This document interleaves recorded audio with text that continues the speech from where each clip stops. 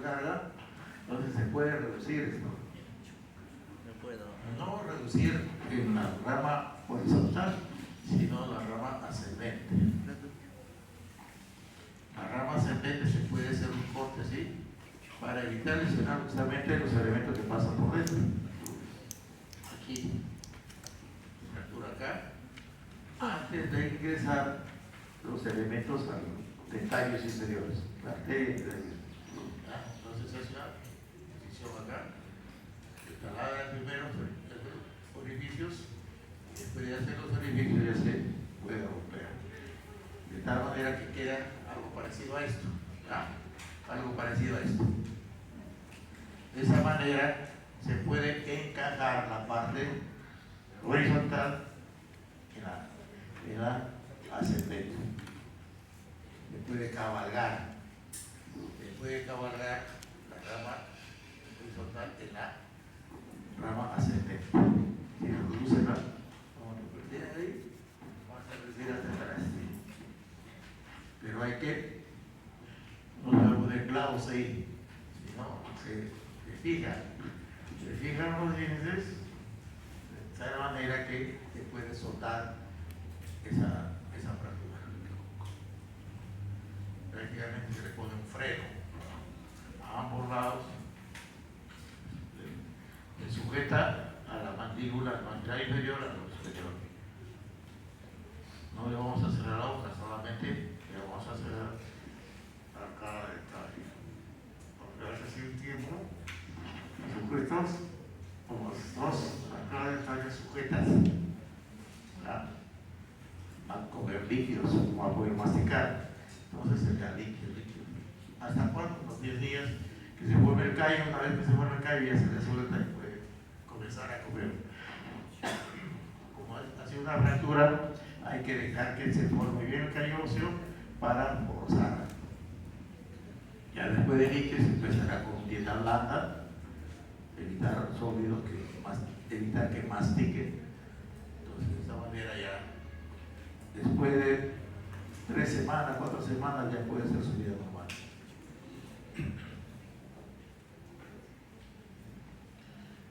Estas fracturas pueden producir lesión del nervio y la arteria dental inferior. ¿Por qué? Porque miren, hay ingresó por acá la arteria y el nervio, la otra fractura no se da. Puede haber lesión del nervio y la arteria.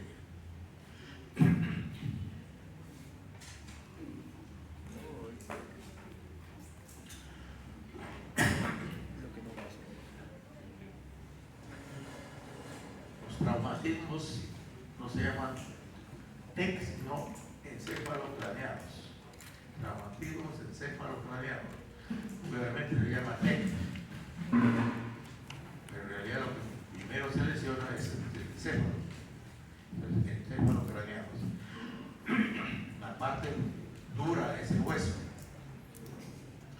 Los traumatismos son leves cuando hay solamente una conmoción cerebral, un movimiento y nada más.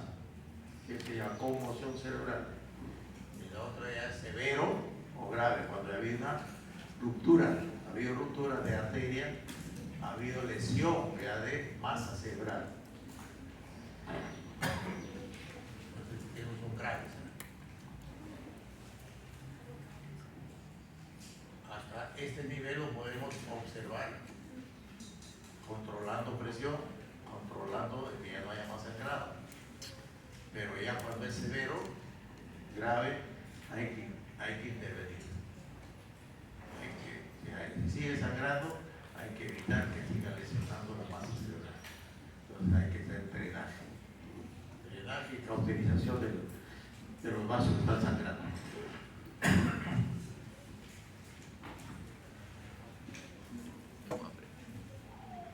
¿Cómo se llama esto? Esto, rinorragia y otorragia, ¿no? Esto puede ser también lesión de piso anterior, ¿no? Esto no solamente encontrar el ojo de su panda, sino también esto puede haber sangrado. Y también puede haber rinorragia. También puede haber rinorragia. que hay rinoraquia es que ha habido ruptura del piso anterior. ¿Ya? Entonces sale líquido cefalorraquídeo. Los fosas nasales también puede haber líquido cefalorraquídeo. Ustedes han visto que la fosa anterior es una lagrimita, no es tan duro como la parte anterior. Es una lagrimita bien delgadita, puede romperse. Y se rompe, también se rompe la estructura madre, entonces hay salida de líquido.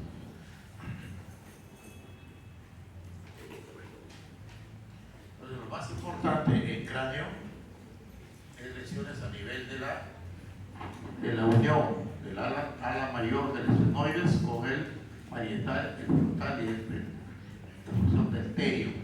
¿Ya? La vela es la parte más prominente que tenemos acá adelante. La vela.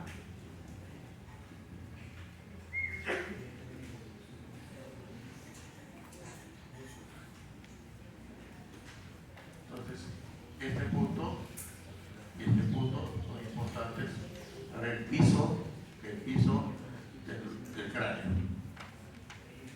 Indio, Ignacio. Yo puse indio. Y para ver el diámetro cefálico, ¿cuál es? Acá, de arriba, ya. La glabela y el ígneo. El punto ciliado es este.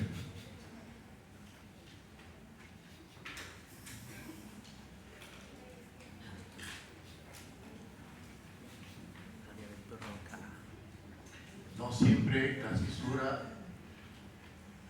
coronal coincide con la rama ascendente o la rama descendente del cerebro. Es una convolución ascendente, descendente. La neuroca, la zona del centro del habla. Entonces, y acá el punto preauricular.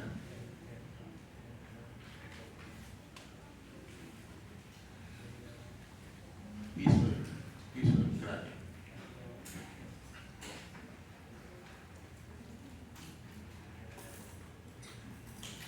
El seno lateral.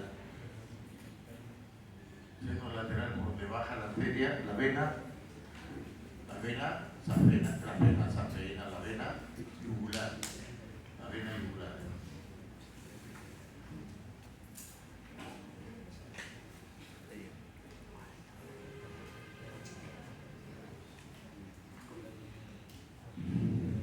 En cara, entonces, superficialmente, ¿qué vamos a ver?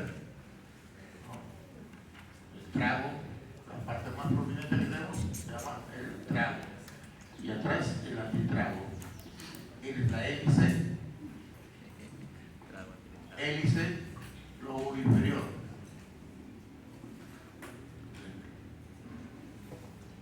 El cartílago del pabellón auricular tiene como esqueleto una forma de Y hacia adentro.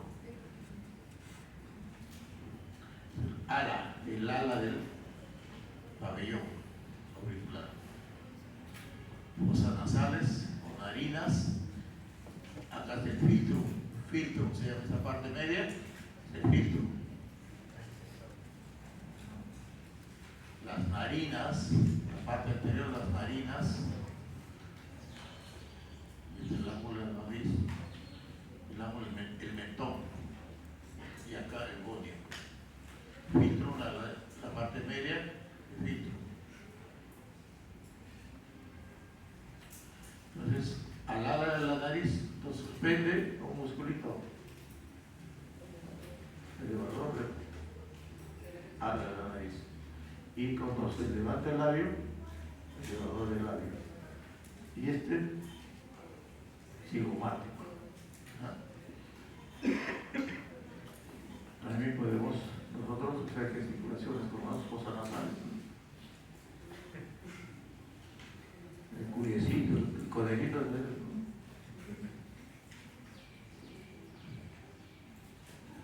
que porque la sala de la nariz también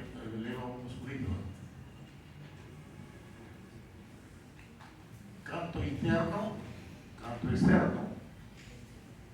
Al canto interno, ¿cómo lo vamos a diferenciar? ¿Qué hay en el canto interno? Internas, los orificios de drenaje y una glándula, ¿cómo se llama? Entonces ahí vamos a encontrar las carúnculas. Las carúnculas del canal lacrimal, vamos a encontrar ahí en el canto interno. En el canto externo no tenemos carúnculas, ¿ya? Solamente en el canto interno vamos a tener las carúnculas. Y el párpado superior es mucho más amplio que el párpado inferior. El párpado superior más o menos puede tener un ancho de 1 centímetro. En cambio, el párpado inferior no llega ni siquiera a medio centímetro de ancho. Por eso que el párpado superior puede cubrir el globo ocular. Puede cubrir. El inferior prácticamente no se mueve mucho. El superior es el que se desplaza, porque es mucho más amplio. Es como si fuese una cortina, ¿no?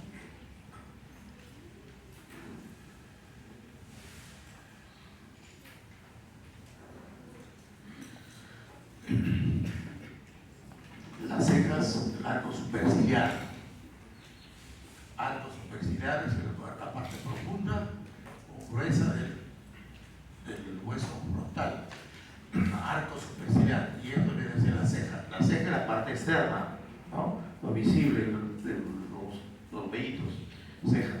Pero lo que bordea, lo que da la forma, es el arco superciliar. Arco superciliar es el hueso.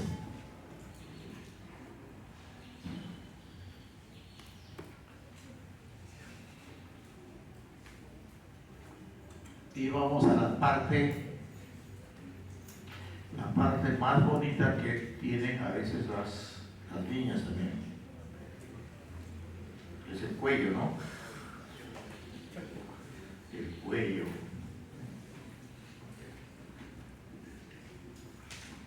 Realmente las que usan su cuerpo para obtener ganancias tienen que cuidarlo, ¿no?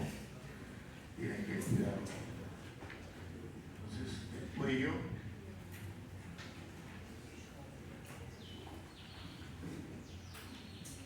¿qué es lo que queremos demostrar nosotros? Que el cuello tiene límites, ¿verdad? Tiene un límite anterior entre el mentón y ¿cómo se llama esa parte? La hendidura del esternón.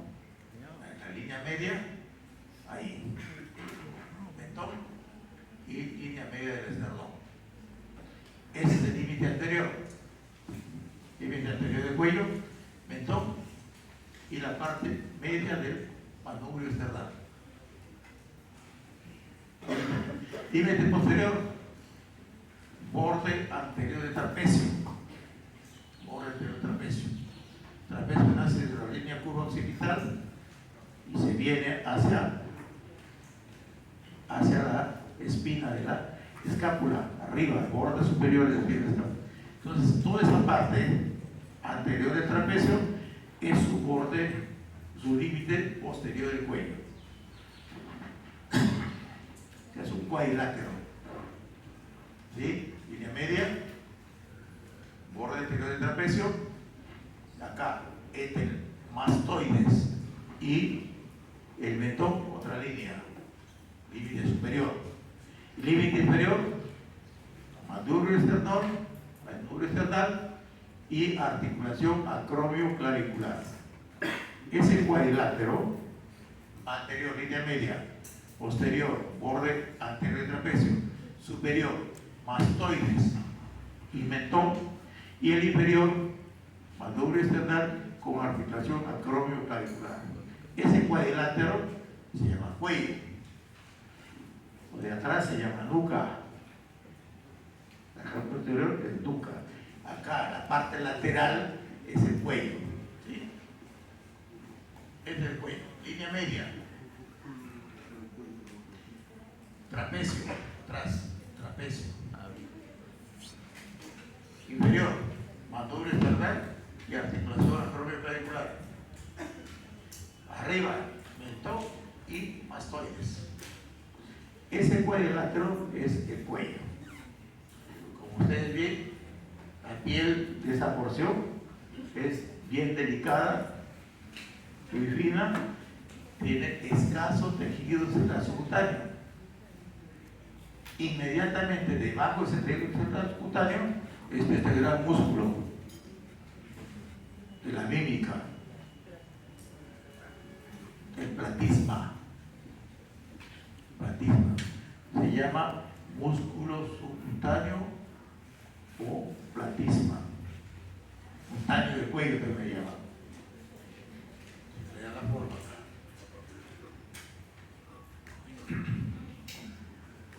Entonces, línea media, límite inferior, posterior y superior.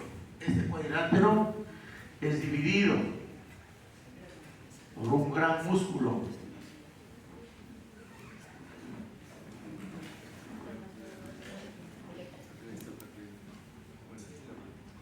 externo, cleidomastoideo. Externo, cleidomastoideo. Lo divide el cuadrilátero en dos grandes triángulos: triángulo anterior y triángulo posterior. ¿Cuál es el triángulo anterior? Línea media, borde anterior, ¿no? Límite anterior. Superior, mastoides, mentón. Posterior, borde anterior del esternocleidomastoideo. Triángulo anterior. Triángulo posterior, atrás, el trapecio, abajo,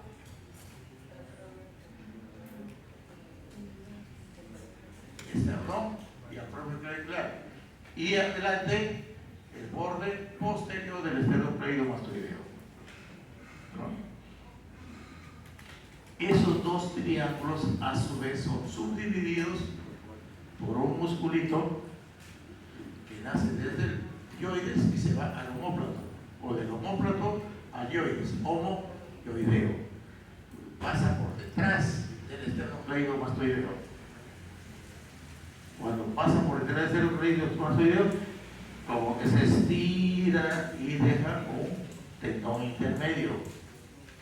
Entonces tiene dos porciones, una porción inferior y una porción superior. La porción inferior más pequeña, el omóplato, hacia el esternocleidomastoideo más pequeña. Y la que está acá es más grande, porque tiene más movilidad. Entonces, se divide en 4 triángulos. El que está entre el homoyoideo, diente anterior del homoyoideo, borde inferior de la mandíbula y borde superior del esternocleidomastoideo, triángulo carotídeo. ¿Por qué carotídeo? Ahí vamos a palpar ¿a quién? A la carótida. Ahí se va a bifurcar la carótida en externa e interna. La interna no la vamos a ver porque está profunda. ¿Cómo diferenciamos la interna de la externa? Su primera ramita que da la carótida externa. ¿Quién es? La tiroidea superior.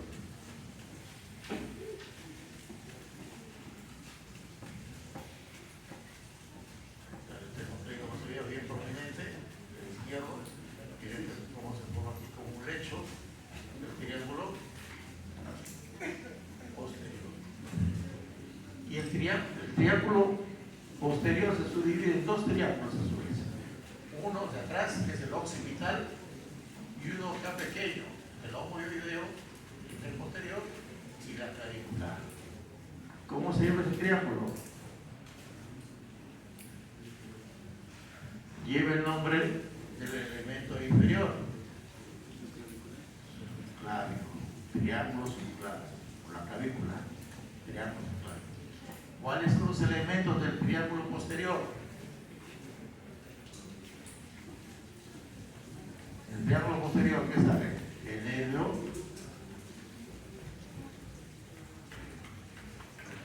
el que se va a inervar al lomo mioideo y al trapecio.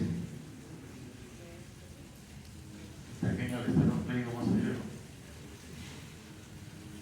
El espinal, el onceavo par, el espinal. Espinal. ¿Ya? Y en el inferior vamos a encontrar al origen del plexo braquial. Ahí vamos a encontrar a unos músculos profundos que son los escalenos.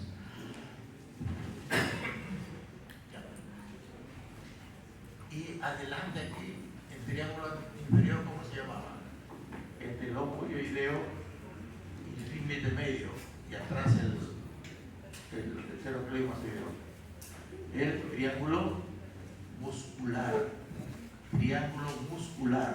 En la parte anterior, el triángulo muscular. El esternotiroideo, el esternocleido y el homoideo. Se llama el triángulo muscular. Ahí está el triángulo anterior y el triángulo posterior. ¿Ya?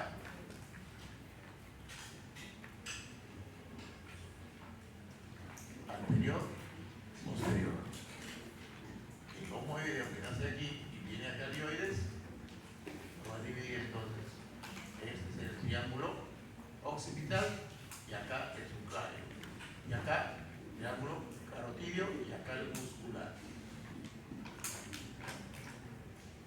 Acá están las mastoides, borde inferior, y acá está el triángulo carotidio. Acá se va a encontrar el pulso de la carótida. Acá se divide carótida interna y carótida externa.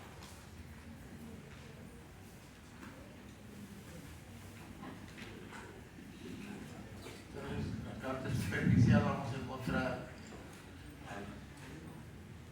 a la piel, al músculo cutáneo del cuello, al esternocleido mastoideo. Vamos a encontrar en la parte ya profunda las cadenas superficiales de los nódulos linfáticos, no glándulas, no ganglios, sino nódulos linfáticos, la cadena anterior y la cadena posterior.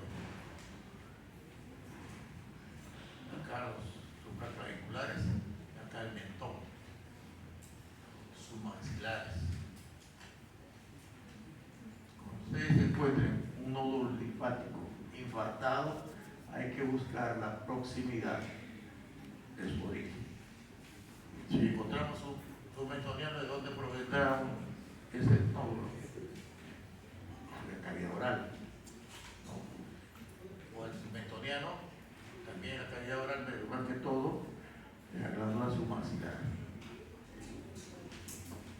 Eso ya puede venir la parte de la boca, pero la parte profunda, tanto anterior como posterior.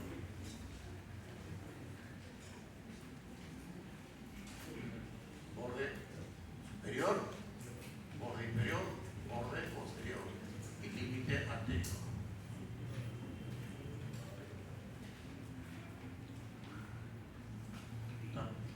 ¿Qué músculo está haciendo el prominente ahí?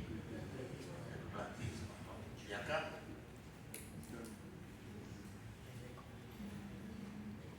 también es el mismo platismo. Ahí está. Entonces la tracción que produce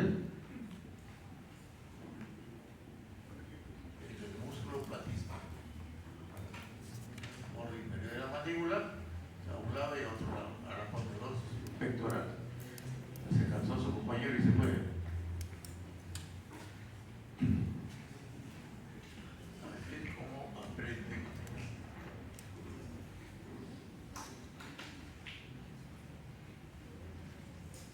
Hemos separado a la piel, a la poca grasita que había y al músculo platisma. Entonces ahí encontramos al esternocleido mastoideo, externo, porque nace de la armadura externa, y cleido, porque nace de la parte proximal de la clavícula. y presenta acá un triangulito, triángulo de Sanz. Triángulo de Sanz con Z. Allí podemos estimular al nervio frénico cuando es hipo. Están ahí, un ratito hace el estímulo ahí en ese triángulo y se les pasa el hipo. ¿Ya? Aquí, ese triangulito, el triángulo de Sanz.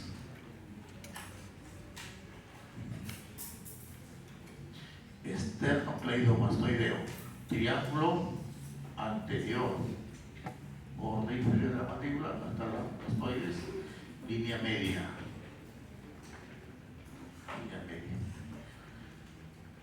Acá, borde posterior del trapecio, el esternocleidomastoideo, borde del trapecio y límite inferior, esternón y el acromion clavicular. ¿Ya? Aquí en el lado derecho se ha estirpado al esternocleidomastoideo. ¿Ya? Aquí tenemos al omoioideo, vientre posterior, no intermedio, vientre anterior, más largo, ¿ya?